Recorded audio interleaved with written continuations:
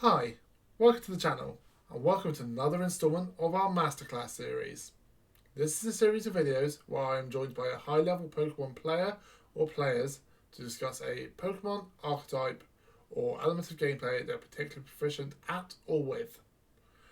These videos should hopefully serve as an educational resource for the VGC community as a whole for older and newer players alike. This week, we'll be joined by Rachel, otherwise known as Conkledonk. We'll be looking at Dondozo, and by extension Tatsugiri, as well as solo Dondozo. Rachel is a great Dondozo player and a great player in his own right, and has multiple great finishes, including a regional cut with Dondozo Tatsugiri. Dondozo and Tatsugiri, in combination, are a ever-present meta threat, which everyone should have a matchup into. They were present in Series 1, which we now consider as Reg A, and are still present now in Reg G with Calyrex Shadow in a composition built and popularised by Justin Knox. Without any further ado, we will get into the presentation and the conversation. Hello everyone, my name's Rachel, aka Conkledonk. I'm a VGC player who's been playing since 2020, qualified for the last two World Championships, and I've played a lot of Dondozo, with my best result to date being a top 8 finish with Dondozo in Milwaukee in 2023. Um, and yeah, I mean, I like to think of myself as a Dozo expert. I play it pretty much at least I give it a try in every format. And so yeah, I have a lot of fun with it. I know people don't always like to face it, but I have fun with it. Absolutely. I think it's interesting because it is very much some people will just won't touch it, and some people love it, and then but it's always something you've got to be prepared for. So I think that brings us nicely onto what makes it good. These are sort of some of my notes on it. So why don't you tell everyone why Dozo's good? Yeah, well, I mean, I think it's fairly obvious in the sense of you get Tatsugiri in there, you get +2 Omni Boost, so you get an extreme amount of bulk, you get extreme amount of power, and so it just becomes really difficult for teams that are unprepared to remove Dozo from the field without Dozo kind of taking way too many resources from your opponent. I think what is really cool about Dondozo is that it can be very versatile. So you can play it. I mean, there's solo Dozo, which I'll kind of get back to, but even just with the Omnibus Dozo with Commander Tatsugiri, you get a way you can play it where you can play it hyper offense. You can play it I'm just going to spam, Chien-Pao Dragonite stuff, or I'm just gonna take KOs and not worry about playing defense. And my bulk is gonna come from I might have a frail team, but my bulk is gonna come from Dondozo having +2 to everything and just being really hard to remove. Or I can play it more, stall where you can play. Where I'm gonna sit and let something like a poison or other stuff kind of chip away at your team, or play it somewhere in between, where kind of where I fell in my sweet spot, where I was playing this sort of balance mode that had a little bit of a stall mode too. So I think it's just a really versatile mon, which makes it really hard to prepare for, when you're just building a team. Because a lot of times when you're building a team for any format, especially one that's not dominated by Dondozo, then you're not really preparing specifically for it, and then you're preparing for a lot of other teams, and then once you run into it, you realize, oh shoot, how am I supposed to break through this mon that's basically got a Dynamax boost, in a non-Dynamax format, where you just have double the bulk, double the power. So it's pretty insane. Also, I think being able to Terra is huge for it. Water is already a really great typing. Defensively, we see Mons in every format use water as a defensive typing because it's so strong. Right now, you see Calyrex Ice or Calyrex Shadow. A lot of Mons use water as that defensive typing because it's so strong, and Dondozo is a pure water type, so it has that base defensive typing right off the bat. And water, Wave Crash hits like a truck. So being able to utilize that offensively and defensively is really strong. But then being able to Terra a lot of times into Terra Grass, but you can, Terra Fairy to, not have to deal with Wicked Blow doing too much. Terra Grass obviously for Amoonguss, being able to get around Spore and stuff like, Raging Bull or Miraidon. Um, it's just really strong already, and being able to Terra and being able to I even ran Terra Grass, Terra Blast. You can run a lot of different moves on it, which makes it really really difficult to prepare for. Um, and then so like items and moves like that, just to show like kind of wide range of stuff that people use. Like you can go super offensive with like Wave Crash, Order Up, Earthquake, stuff like that, or that people have run like Yawn, Fissure, um, like kind of a slow like chip away liquidation, just chip away at your team, and you can't really get rid of it. Even the solo Dozo version kind of plays like Gastrodon used to in like Dynamax formats, where it was like this really bulky water type that, and what Dondozo is going for is that you can't even taunt it with like Oblivious. Like you can't taunt it, so you just have to like suck it up with those yawns and just try to play around it unless you have like a good counter to sleep. So you have to play around those yawns. So it just sits there on the field, and it's really hard with it has high base HP, high base defense, not great special defense, but you can get around that with like Tinglu, stuff like that. So solo dozo already strong where you can, and most dozos run leftovers because you can get that recovery over time because you're so hard to get rid of, and so it's hard to get damage to stick on it. But you can also run stuff like I've seen, Life Orb. I've seen people ran people ran like choice specs, Terra Water, surf stuff. I remember back at some point, and that was like doing well in the GCs where you'd run like Pelipper, Dondozo, and you just like lead Pelipper, Yeah, some stuff Dondozo, goes hard on. switch, and surf everything, and people would be like people would switch in there Intimidate or something, and you would just surf the entire team, and so it's really I think frustrating to face a lot of times because it can run so many different items, moves, whether you want to be physical or special. Because with the +2 Omni Boost, even though your special attack's not that high, with the +2 it ends up being pretty high. So For sure. Like you can run so many. you see it, yeah. It's like Um, yeah, it's obviously extremely threatening in open sheet best of three, but like it's terrifying in best of one close sheet. It's like you see like the yeah, tech out, you see the tech on goggles, and then the different defensive terror, or you can have like you see terror steel, so you can't clear smog it. Like it's just it's almost like yeah, exactly. you never know what it's going to be in close sheets. And it's yeah, especially scary because of that. You see all sorts of terrors, usually with a terror blast, just to catch stuff off. I Yeah, saw Banded did well in the GC, just gone, just like Banded Terror Ground Earthquake. Like it's yeah, it's a really yeah. I mean, it's versatile. It's like there's a lot of things you can do with it. yeah, totally. And having unaware. I mean, we saw Dundozo. Like to your point, Dundozo just won the last global challenge. So like, it's like Dondozo Tatsugiri, not even just solo dozo. So it's really scary in best of one close team sheet for sure. And like unaware being so good just because you don't have to focus on like especially with the other pieces around, you can just focus on doing damage and not worry about oh and this Calyrex Shadow just nasty plot in my face, or like this Goldingo just keeps nasty plotting, or Zama Zenta has all this like Iron Defense boost, or just even the +1 defense. How am I gonna get rid of it? Dondozo doesn't even care, and that's like so busted. Being able to have your own +2 boost, but then not care about any other setup is like kind of insane.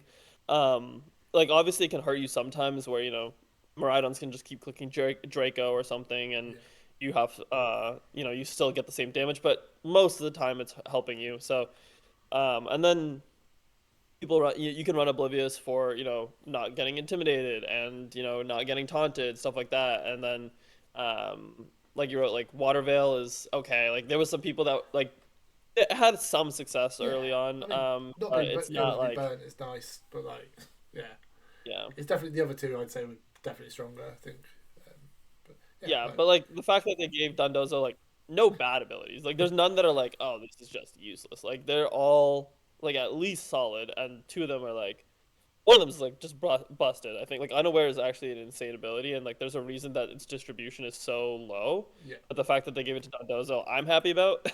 But it is actually insane. absolutely. Um, Yeah. So yeah, yeah, while we do look at some of its notable results, like yeah, um, it's done really well. Like it's pretty consistent across formats. I think it thrives when people are underprepared for it, but generally it's just really strong anyway. I see it coming.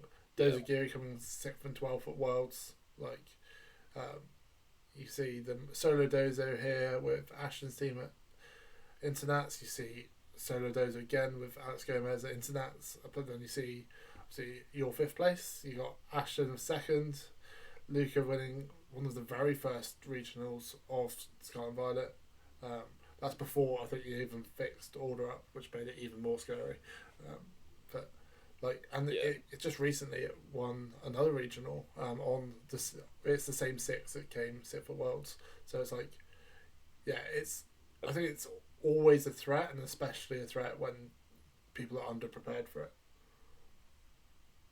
yeah. I completely agree. And it's like every format, I think when the power level goes up, everyone's kind of like, this is the time that Dondozo's done and it's not going to be good anymore. And especially when restricteds came. And guaranteed once we get double restricted, people are going to be like, finally, like, we don't have to deal with Dondozo, but I can promise you that you will. It is still super good and it's going to always be super good. As long as it still has, Terra and its current skill set as long as they don't nerf it. But I think like what this kind of shows and like especially like the Worlds performance, like I think I remember prepping for Worlds and like I was getting close to Worlds, I was close to switching to Dozo, but I didn't end up doing it and I regretted it. But this like there was no Dozo in Reg G up until like I want to say like a month before Worlds, like a month and a half, where I was like, oh man, what is this wheezing Dozo team that is popping up on ladder and like rolling people, and it was getting to the top of ladder, and um, That that's kind team, of the build that Justin Knox ended up like bringing, like something similar. The Brydon team, like people were testing it early, and then I didn't see it like do too much. I didn't see it around, and then like obviously it did super well at Worlds, and it's been kind of doing super well, like you said. Like it just won it won Merida, I yeah, think, regional, and so it's been doing super well. I think like what's interesting about Dondozo is like I think a lot of people have so like a certain misconception about it is that it's like it is something where you just have one mon on the field at the point you have the commander boost, so it is a little bit in terms of like once you get into that part of the game, it is a little bit more linear, but the sense of you have to kind of make certain predictions, and I think it's very difficult. It has a high floor in the sense of like it is easy to pick up Dundozo teams and play okay, like play good against like not so good players, or players that maybe are newer to the game, don't know how to play it too well. But then once you get into that middle gap of like, all right, you're playing against players that know how to play against Dundozo, which is like a good chunk of the player base, and you're not that good with it, you're not that skilled with Dondozo, you're gonna lose. Like you're not gonna have high success, and I think people automatically think like, oh, it's a broken mon, like it's going to be easy to have success with it, and I think that I would encourage those people to at least like if they haven't already like give it like a real shot at a regional and stuff, and I think you may find that maybe you find that you're really good at it and you do well, but other I think you may find it's a little bit more difficult than you anticipated. um so to perform with it at a high level, especially because like we don't see Dundozo winning like often. Like these are some really great results, but it's not like oh man, every regional Dundozo's in top cut or top eight. Every regional Dundozo's winning, and I think it is difficult to pilot it at a high level. And so like I mean, yeah, and you do it's sort of it's really see. cool to see. I think it's like like some common players using it, like Chopper yourself. Like some players really Yeah, have mastered the art and like can consistently bring it to higher levels. But say it's also a mon that has a pretty bad day 1 to day 2 conversion rate, because you say it's something that people pick up and you can get maybe 4 wins of it fairly comfortably, but then you really like taking the next step as a team can be difficult. Which brings us actually quite nicely on to why don't we talk about piloting Dondozo? How, like, for a newer player, obviously, yeah, you are very experienced with the archetype. Like, how do you pilot Dozogiri in particular, and then obviously a little bit on solo Dozo? Um, when Yeah. do you make your switches? When do you bring your solo Dozo? When do you bring your solo Giri? Like, I think there's like a lot more nuance to it than you'd actually originally sort of think. Yeah. No, that's a great question. I think like part of it is a little bit dependent on like your team composition. So like I'll first talk about like the hyper offensive build. So, there was a while where like stuff like the Miraidon, Dragonite, Goldango team, stuff like that where you have to really I saw like this tweet recently where talking about hyper offense teams in general. And like usually people will get into that position where you lead Miraidon Dozo or something like that and your opponent's like what are they gonna do? Are they gonna volt, electro drift? Are they gonna switch in Dozo? Are they gonna volt switch? And it feels like a 50-50, and it might feel like a 50-50 to you when you're playing as a new player. I think what's really key is getting a lot of experience with the team in a lot of matches because as a hyper offensive player, what may seem like a 50-50 is really a 90-10 because 90% of the players have done the exact same thing that you have done in that situation, which is like, okay, I'm going to play defensively in this sort of way. And so you have to kind of learn players' tendencies into your kind of team comp and really capitalize on, okay, you know what? I led Miraidon Dondozo. They led, Amoonguss plus Fluttermane, and they're gonna double protect turn one. Maybe I can actually switch, have a position to switch in my Chi Yu, and now threaten a lot of pressure onto the Amoonguss and onto the Fluttermane, or I can switch in, or I can just play it safe that turn. Maybe I don't have to switch yet. I think like a lot of people, what they'll immediately want to do is just get into the Dondozo mode and just start doing damage. But once you get into that Dondozo mode, you have a lot of restrictions where you are going to be, faked out. You can be intimidated, and so you have to really, really capitalize on those turns. And if you're not being threatened, like let's say again, you're Miraidon and Dondozo versus a Fluttermane Amoonguss, the Fluttermane is going to do minimal damage to your Dondozo, and Amoonguss is threatening like no damage, especially because terrain is up, you can't get spored, you're pretty good. So there's actually no reason to actually switch into Dondozo yet. Like you can just wave crash with your Dozo and or sorry, switch into Tatsu. You can just wave crash with your Dozo, you can electro drift and just Draco the Amoonguss and just take a bunch of damage before you even get into that mode. And now for another turn in a row, they have to think, okay, are you going to switch in Tatsugiri or are you going to still play with Miraidon on the field? You have to create as many mind games for your opponent as possible, and the best way to do that is to really grind your matchups and get experience on how different players play against your team and not just and it's kind of difficult because you might have a testing partner. You say, okay, let me just play against my testing partner, but it's really important to get a lot of different experiences. Like when I did well at Milwaukee, I was playing that team. That was Regulation C, and that was late into Regulation C. That was like the last regional before NAIC, and NAIC was the last tournament. And so I played up until that format. I'd played in a Hartford regionals where I was started 6-1 and then choked to 6-3. But I've been playing Limitless tours like all the time, and I've been doing really well with them, and I've been finding out, okay, this is how people react into my certain team comp, and this is how people will play against it. And so the key I think to Dondozo is getting a lot of experience with it and really understanding those hyper offensive tendencies where you can punish players for playing defensively or playing a little because people will play defensively against Dondozo. Yeah. People will like first wait to see, try to get you to bait you to switch into Tatsu, and then from there try to use whatever their plan is. Maybe it's getting in a clear Smog-Amoonguss. Maybe it's getting in a Hazemon. Maybe it's they just have Intimidate and fake out cycling with Urshifu. Whatever it is, you want to disrupt that plan as best as possible. And then sometimes a lot of people will try to use Dondozo as like their end game finisher. Like okay, like I'm gonna try to just sack my early mons, do a bunch of damage, and then finish with Dondozo. A lot of times you can like use Dondozo, get like one. You can sack it for one KO. Like if I trade my Dondozo for a Caloric Shadow, and I can clean up with Tatsu like Scarf, because people underestimate Tatsugiri's role too. Like Tatsugiri can be a very key part and does pretty pretty good damage. Um, so if you can clean up with your back mons and you've just you sacrifice your Dondozo for a key piece on your opponent's team, like that's an okay trade to make if you're comfortable with finishing out the game with the pieces you have versus their opponents. So it's a lot of figuring out with the Patsu versions, figuring out okay, what are my opponent's likely moves and how can I punish them, and you have to be a little bit more aggressive. You can't play super defensively yourself, otherwise you're gonna fall into kind of whatever their plan is.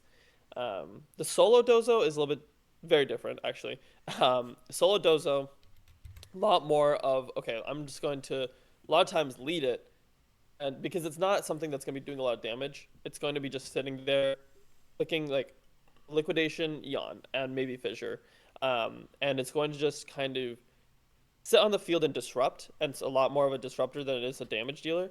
And so you want to kind of lead it early a lot of times, and just start clicking yawn. Basically, force the opponent to start having to switch out or fall asleep, and that allows your partner mons to come in. Like, if you lead Dozo Ting Lu, you can start to do the yawn sand tomb traps, and then you can bring in more aggressive partners once opponents are asleep and really just start picking apart their team while they kind of just have to watch and hope that their mons wake up. And if they start to target down Dozo, it becomes a pseudo follow me because you're just clicking yawn all the time, and so they don't want to be put to sleep. So you're just okay. Let me kill Dozo, but while you're focusing on Dozo, there's a much more aggressive partner that's actually doing a lot of damage to you that now you're not focusing on, and so. But if you focus on that partner, now you're getting yawned, and so it's a really you want to put them in that tough position where they are in this kind of blender of okay, Sand Tomb Yawn or Yawn plus now there's this Astral Barrage that's coming at you, and I either have to switch out and let a piece take an Astral Barrage or just fall asleep, and it becomes really difficult. So Yeah, for sure. You kind even of weird, see but both dozos, you yeah, even both see dozos you really entry want to has put opponents sorry, yeah. in like positions. Sorry, go ahead. Yeah, no, you even see stealth rocks with Dozo sometimes, which is like just that Yeah, sort of forcing them to switch or go have a nap, and then it becomes how many sleep turns are you gonna get, and it's exactly. it's a wildly successful archetype as well. Both forms, like Solo Dozo, always finds its place, and so does Dozo Giri. Really, it's yeah, and they do play like Yeah. you say extremely differently, but yeah. So we're just going to look at a couple of the teams. We sort of mentioned most of them. So we've mentioned the Miraidon Dozo. Uh, we've mentioned Solo Dozo like Alex Gomez. We've looked at your Milwaukee team, but like let's go a bit more into depth about your Milwaukee team. Seeming it is your team. Like was the plan always Dozo? Was the plan like this hyper offense sort of hybrid team, and like Dozo is a perfect sort of you know part of the team that's like actually this Dozo gear would be a really nice fifth and sixth. Like how does it come about? Yeah, so I think like it was an interesting build because so it was inspired by like you can see like Luca and Chuppa had early on done well with Palma Dozo, and I actually had faced the original creator of the team at a local who had started off the theorying of Palma and Dozo and given the team to Chuppa, and kind of got inspired by that. And this was Regulation C, and it's funny because my team ended up being like a like Series One team. Like it had I wasn't using any of the Ruin Mons or anything that was like Paradox Mons, but it was actually not very. It was Assault Vest, Glamora, Citrus Berry, Goldango with Nasty Plot, Focus Sash. Palma and safety goggles, Talonflame, and then leftovers, speed boosting order up, Yeah, that's interesting. which Yeah, was like not common. It hasn't. It was. I'm kind of like one of the only people that has. I still have the best result speed boosting Tatsugiri, and it was an interesting choice. But actually, like for me, it felt like a really great choice in that meta because the meta was basically surrounding Fluttermane, Qianpao Dragonite, and then like Tinglu, Gyarados, stuff like that. really like in Iron Hands. Really, there was a very common like New Balance team. There was Palafin stuff early on as well, Palafin balance, and so there was a lot of things that I'd kind of like specifically teched my team for that. So I had Terra Grass, Terra Blast to Oko Palafins before they could get a haze off, and then the speed boosting was really nice because I could get one order up off and then be faster than Fluttermanes or Qianpaos, and so I could get I could click order up into a Qianpao, break the sash, and eat a hit, and then the next turn I could just click Earthquake or Wave Crash or whatever it is, use that Sword of Ruin to help damage the opposing partners, and also KO the Qianpao before they could get another Sacred Sword off, which was really huge. And same with Fluttermanes. Like if they could go for, maybe if they were Specs Fluttermane and they wanted to go for a Terra Fairy Moonblast, I was able to take the hit, get an order up off on the partner, maybe it was Chi Yu or something, and then just click Earthquake and KO both. And so that speed booster was actually really nice in being able in defensive capability because I was able to not have to take multiple hits, and that reduced the chance of crits, that reduced the chance of just me getting knocked out by other stuff. And what also helped with that was, I had Assault Vest Glamora, which was Mortal Spin. It helped against Chi-Yu Dragonite, or sorry, Chi-Yu Fluttermane, and then I had Quick Guard Talonflame to help against Qianpao Dragonite. So had a lot of little techs for the meta, but overall the team didn't really play super hyper offensively. Actually played more. It's gonna be funny to say this, but kind of played more like balance because it was a lot of like, all right, um, I wanted to lead like Pama and it was a combination of balance and stall. So it was like balance with the Goldango mode where I'd want to click Nasty Plot with Goldango, click Fake Out, switch, get Talonflame in, click Tailwind, make it rain, have reposition with Glamora, etc.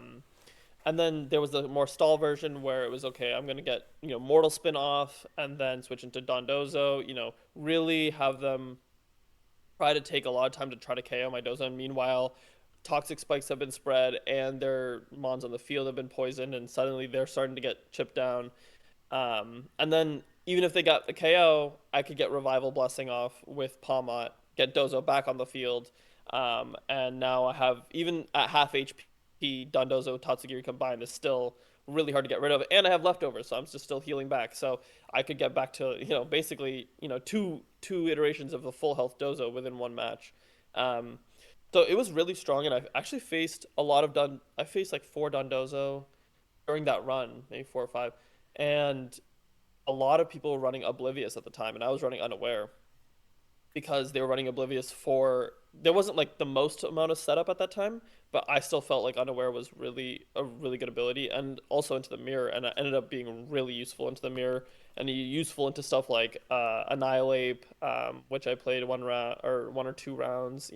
Set up Goldango. It was just a really strong team overall, and really did well at the time, especially because it was a time where people were underestimating, they weren't underestimating Dozo, but they were underestimating, I guess, Unaware plus like the specific team comp that I had. A lot more people were using very aggressive with Oblivious Dozo, and I was a little bit more okay. Like I'm gonna slow play it a little bit, and people weren't ready for that. Absolutely. And then I think we've looked at all these teams other than the CSR, Weezing, Dozo. We spoke about all the others really. So if we look at this, it's just like this was it's properly popped off at Worlds. It, like you say, it started popping up on ladder probably a little under a month out from Worlds, maybe 3 weeks, and then by the time it got to Worlds, it had a massive run with Justin, and like the team still exists now. It's still doing well. Day two, I didn't think day two the most at Vancouver, but it did day two UIC. It still exists. It's still something to be prepared for, and if you're not prepared, it can just run you over. It feels like a second restricted, honestly, in this format. Like it feels like you get Calyrex and then you also get Dondozo, and like so good into stuff like Zamazenta, Calyrex Ice. Like it just is so strong into certain other restricteds that it's not going away anytime soon. No, it's quite clever because it's defense boosting Dondozo as well, which is with Yeah. body press, which is really cool adaptation. It's like obviously some people just don't like Dozo, and they're never going to say it's a cool team, but it's a cool team. Like, yeah, like, Yeah. um, Yeah, I understand. the hate, but like it's frustrating to play against. It's definitely frustrating to play against, but it's fun when you're using it. So for sure. And then the final thing we're going to look at is just like if you're building a Dondozo team, like how you know, your partners. I think the big two are Tatsu or Tinglu. Like, I mean, for the Dozogiri or for yeah, Tingdozo. Those are the two main archetypes. Very very different, but like, what else? So obviously you've built around one. Like, what do you like look for in a Dondozo team? yeah, I think like the biggest things that I think about are a like what's my answers into Amoonguss because Amoonguss is like one of the maybe most prominent VGC mons in general, but also like people's general answers into Dondozo a lot of times is Amoonguss, whether it's like Spore, and then if you tear grass, it gets sludge bombed and stuff. So you really want to have some Dozo answers, or sorry, some Amoonguss answers. Um, and overall, you want to have a strong non-dozo mode because Dondozo is not going to be good into every matchup, and so you want to have be able to not bring it. And if you're not bringing Dondozo, like a lot of times you're not bringing Tatsugiri, not necessarily all the time, but a lot of times. And so you want to have a strong core four that's outside of Dondozo that you can play with and feel comfortable with. A lot of people will build teams that are like, okay, four hyper offensive pieces and Dondozo Tatsugiri, and but not know how to use those four hyper offensive pieces in a matchup where they can't bring Dozo, and so then just bring Dozo at every matchup, and even if it's a really bad matchup, and then they end up losing those bad matchups. You really want to be able to give yourself a chance in every single matchup. So there was a time like where Clear Smog, Among Us was prevalent. There was a time where Murkrow Haze was prevalent. There was a lot of times, or Palafin Haze. So you would really want to give yourself, whether it's Tex on Dozo, whether it's Mon surrounding it, um, answers into kind of every single team comp. You don't want to be just very streaky in terms of all right, I have a good matchup into these and a really bad matchup into these, and I'm gonna accept it because that's just not gonna lead to long term success. Um, and then you want to kind of pick what style of team you're going to play. Like there's a little bit more of like the poison plus dozo is very common. Where like you wrote it's glim or wheezing, and you can either do mortal spin, poison gas stuff. And so you can kind of play it like all right, what, I want to play it a little bit slower in that sense, but still have like you still want to definitely have offensive pieces, but you can play a little bit more slower, or you can play I've played like 2-2-2 Dozo, which people hated, but it was like Chen Pao Dragonite, Chiyu Fluttermane, and I'm just gonna kill all your pieces, and that's going to be it, and you're gonna have no chance because I'm just putting my foot on the gas for the entire game, and you're going to have no shot to kind of reposition or play defensively, and um, that's definitely a very valid way and a very successful way to play Dondozo Tatsugiri, but it's also going to require a lot more hard reads and a lot more like I know what my opponent's going to do, and um, having played that, it's not the easiest thing to do for sure, but it's also very strong if you do it right. So I think those are the kind of the main things I look for when I'm building on Dondozo, and also what's the right Terra type for Dondozo. That's the biggest thing. Is also like what's common in the meta right now. What's the biggest threat to Dondozo, and really like patch that up. So sometimes it was Dark Urshifu, so I'm gonna run Terra Fairy Dondozo. Sometimes it's Clear Smog Amoonguss, so I want to run Terra Steel with Sub. To get around Amoonguss. Sometimes it's Haze, and so when it was Palafin Haze, I wrote excuse me, I ran Terragrass Terrablast to Oko Palafin before it could get a haze off, and that worked super well. So like it was able to deal with the Dondozo counter. Some people ran Oblivious to get around Intimidate, stuff like that. So really want to see what's the biggest threat currently to Dondozo. How can I either build my team or build Dondozo to deal with that? For sure. Brilliant. Well, thanks, man, and thank you for telling us all about Dondozo, um, and Tatsu to a little extent. Obviously, yeah, we should clarify that Tatsu does have another ability. It's Storm Drain, but it seems basically zero use. It's just not. Yeah. It's not really got the stats by itself. Basically, it's a situational piece as a solo piece on obviously Dozogiri, but yeah, so that covers Dozo and Tatsugiri. And then just any shout outs or socials, Conk, and then we'll get out of here. Yeah, I think like I'm on Twitter, so if you guys are on, VGC Twitter, follow me at Conkledonk VGC, and I do a podcast with my co-host Sableye VGC called The Chilling Nay. So would appreciate if y'all check that out.